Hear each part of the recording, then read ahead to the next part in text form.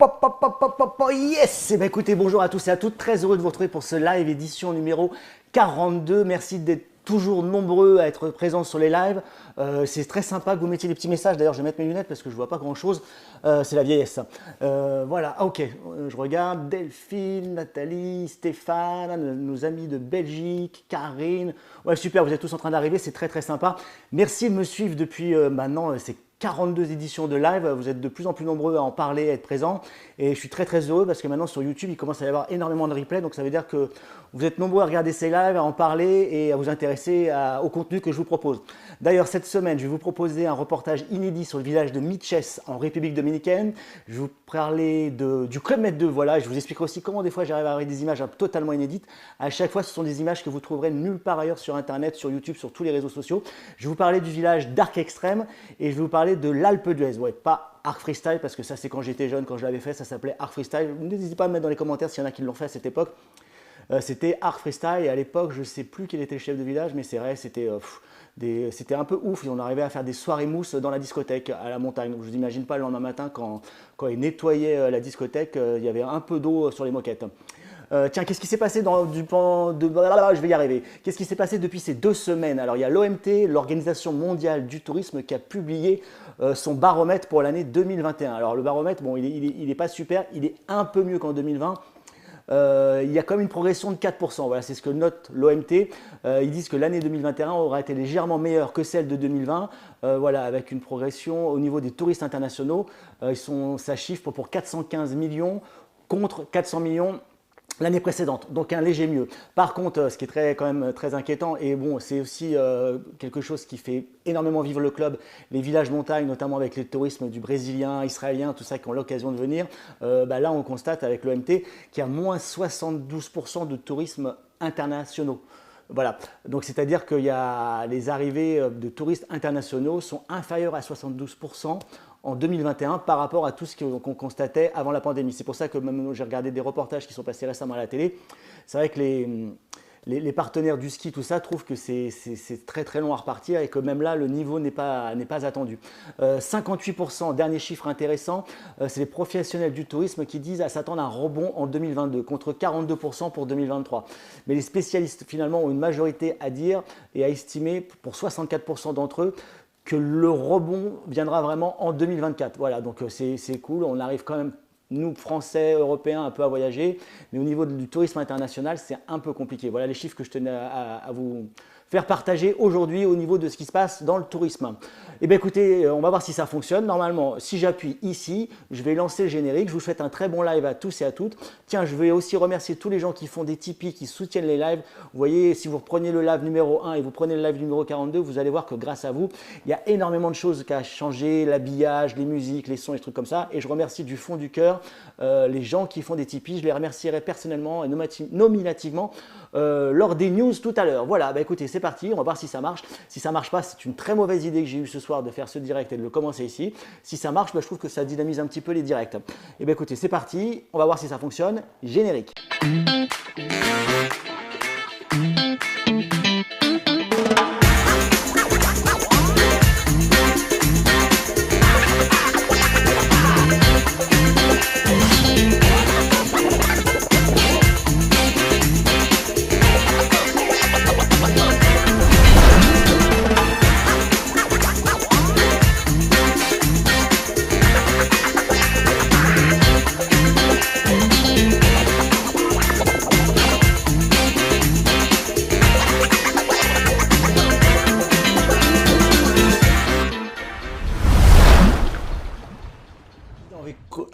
Je suis en train de lire dans vos commentaires, apparemment il y a eu des coupures Facebook, YouTube, je ne sais pas ce qui se passe ce soir, c'est la soirée de la poisse, mais on va y arriver. On va continuer avec un petit reportage, je vous emmène à l'Alpe d'Huez et à Arc Extrême. Merci à Delphine et à Franck qui m'ont partagé de magnifiques vidéos. J'ai pu faire un chouette montage et là vous allez être dans l'ambiance des retours ski, de comment ça se passe à la neige. C'est parti, Alpe d'Huez et Arc Extrême.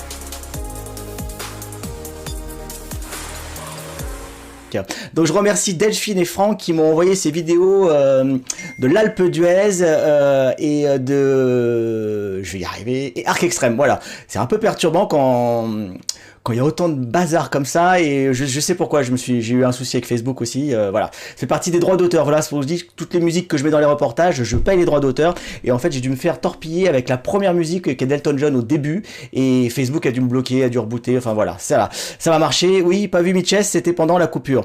Vous avez pas vu Mitchess pendant la coupure? Bon allez, je vais être sympa, je vous le remets, ça dure 30 secondes, ceux qui l'ont pas vu, je ne touche plus à rien comme a dit Nathalie. C'est parti, je vous remets juste le petit 30 secondes de Mitchess, et là je croise les doigts que quand je vais revenir, je vais pas me retrouver avec la tête comme ça. On va y arriver, c'est la soirée comme ça, voilà, c'est comme ça arrive.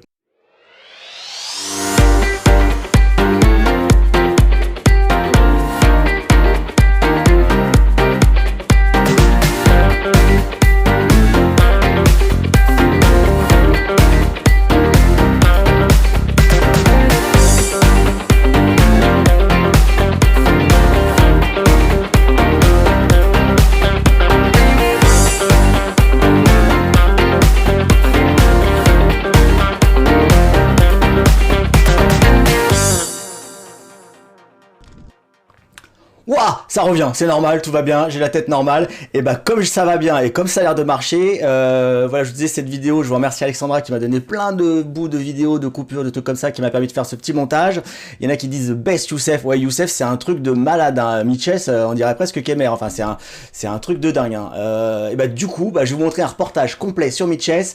Je remercie Lucas qui a fait des vidéos, qui me les a envoyées, qui m'a permis de faire un chouette montage, vous allez voir sur Mitchess, parce que Mitchess, c'est vrai que sur le site du club, des fois on voit pas forcément la plage, on voit pas tout. Là vous allez voir l'ambiance, vous allez tout voir. Il a pris des risques de malade parce qu'il a fait voler un drone. Je vais pas vous dire ça en direct sur un live, mais bon, il a été un peu haut avec le drone. Mais ce qui est top, c'est qu'on peut voir le village de haut comme vous l'avez jamais vu. Voilà, des images inédites comme toujours sur Spirit 45. On croise les doigts, le live va marcher, c'est parti. Un petit coucou à Mitchess, et c'est l'occasion aussi de saluer Youssef pour la top équipe qu'il a monté là-bas à Mitchess, et vraiment l'ambiance qu'il y a, enfin tous les retours que j'entends, c'est un truc de malade mental. Félicitations Youssef et toute l'équipe Géo.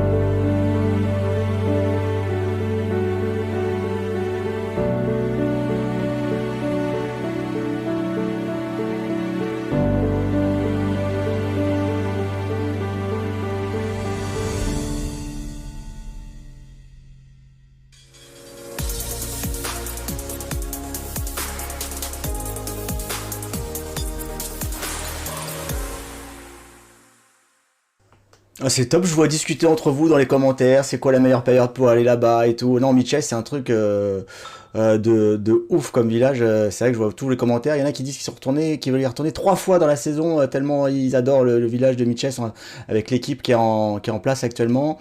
Et voilà, il y a Olivier, il y a Delphine qui félicite aussi Lucas pour ses vidéos. Ouais, ouais, Lucas, me voit des super vidéos de drone et tout. Moi, c'est un bonheur de faire du montage vidéo avec ça parce que c'est juste des plans magnifiques. Encore merci à Lucas et je vois que vous êtes en train de parler de Marrakech. Bah, je vous laisse discuter entre vous, hein, tranquille, comme ça vous vous donnez des bons plans aussi, comme ça pendant le live, c'est marrant. Bah écoutez, maintenant je vais vous emmener un petit peu en balade sur le Club Med 2. C'est encore des vidéos de Lucas. Ouais, Lucas, il m'envoie pas mal de chouettes trucs et ça me permet de vous offrir des beaux reportages. Et ben c'est parti, je vous emmène sur le Club Med 2, c'était cet été, et vous allez voir que des fois les gens ils disent le Club Med 2, ouais, il y a Alexandra qui dit ça donne trop envie Michès, ouais. Bon, je vous emmène sur le Club Med 2, encore une très très belle vidéo, donc j'ai mélangé un peu de mes vidéos, un peu des vidéos de Lucas, ça fait un beau montage, et bon, ceux qui aiment le bateau, ils vont voir.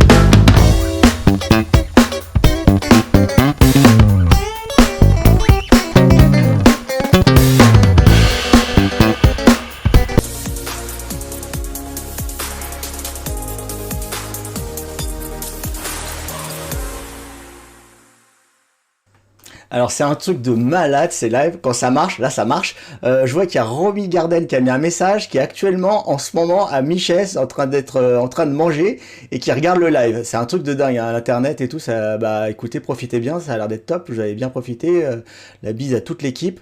Alors il y en a, ils disent oui Hugo, voilà. Alors c'est vrai que le Club Med 2, il y a une super équipe, il y a Hugo, il y a Bianca aussi qui fait l'animation, qui est au top. Et alors c'est pas anodin si j'ai mis la vidéo de Michès et la vidéo aussi du Club Med 2, c'est qu'Hugo qui est actuellement chef de village sur le bateau va partir à Michès début mars normalement, voilà. Et après Youssef part, je vais le dire, je le dis, bon, il part aux Seychelles, voilà, je sais pas si vous le saviez, il va rejoindre le village des Seychelles, voilà. Et tout le monde dit que du bonheur le Club Med 2, ouais non, c'est un bateau, c'est quand on y a goûté, c'est un truc de malade. Et voilà, je voulais vous montrer qu'il y avait de l'ambiance sur le bateau, parce que les gens des fois se disent, c'est pas péjoratif quand je vous dis c'est vieux, mais des fois des gens le disent, bah il n'y a pas d'ambiance. Et je peux vous dire qu'à tout âge, les gens s'amusent comme des malades et Bianca prend le relais d'Hugo. Ça, je ne peux pas le dire pour l'instant. Enfin, voilà. J'en parlerai peut-être plus tard, mais pour l'instant, je peux pas dire. Il y en a qui disent, ouais, Philippe, il dit, elle est top, Bianca. Ouais, elle est top. Et ben on va parler des news de la planète Club Med. Alors là, ça va être un miracle si ça marche, j'espère, parce que là, il y a des diaporamas, il y a plein de trucs. Vu que c'est la bonne soirée ce soir, on va voir si ça fonctionne.